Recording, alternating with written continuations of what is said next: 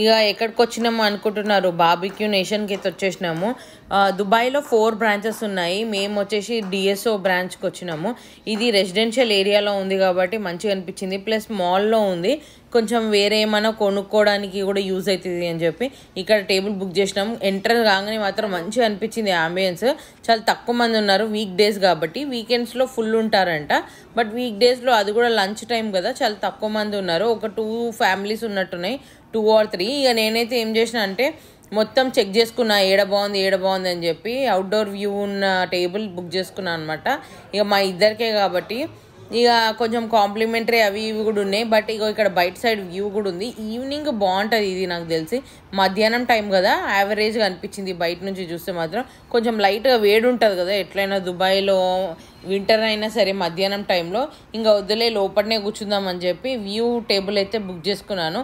ఇక ఫుడ్ సంగతికి వచ్చేసిందంటే అంటే చాలా వెరైటీస్ ఉన్నాయి. కానీ మనం తెలంగాణ కదా జర స్పైసీగా తింటాము, ఇవన్నీ సప్పగా ఉంటాయి. ఎందుకంటే అన్ని రకాల వాళ్ళు వచ్చి తింటారు కదా, ఫుడ్ జర సప్పగానే ఉన్నాయి. బట్ పెప్పర్ పౌడర్ వేసుకొని తింటారు కొంతమంది అయితే.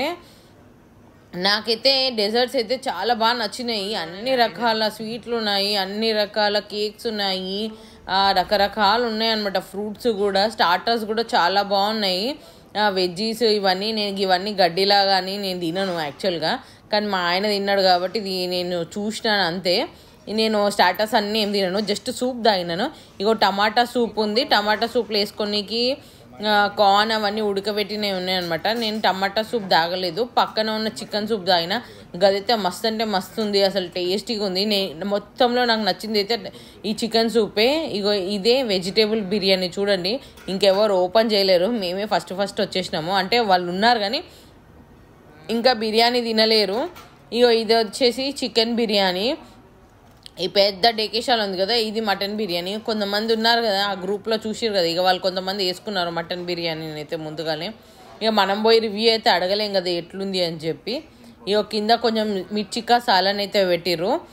ఇక ఇది సపరేట్గా కర్రీస్ అనమాట, వెజిటేబుల్. కొంతమంది వెజిటేరియన్సే ఉంటారు కదా, వాళ్ళ కోసం సపరేట్గా ఉన్నాయి. నాన్ వెజ్ వాళ్ళకి ఇట్లా ఇక మొగలాయి, బటర్ చికెన్, అట్లా అన్ని బటర్ అవి ఇవి ఉన్నాయి. పన్నీర్ కర్రీ, వెజ్జీస్ అన్నీ ఉన్నాయి ఆల్మోస్ట్ ఆల్. కానీ నాకు అన్నీ టేస్ట్ చేసినా కానీ కొంచెం సప్పగానే అనిపించింది.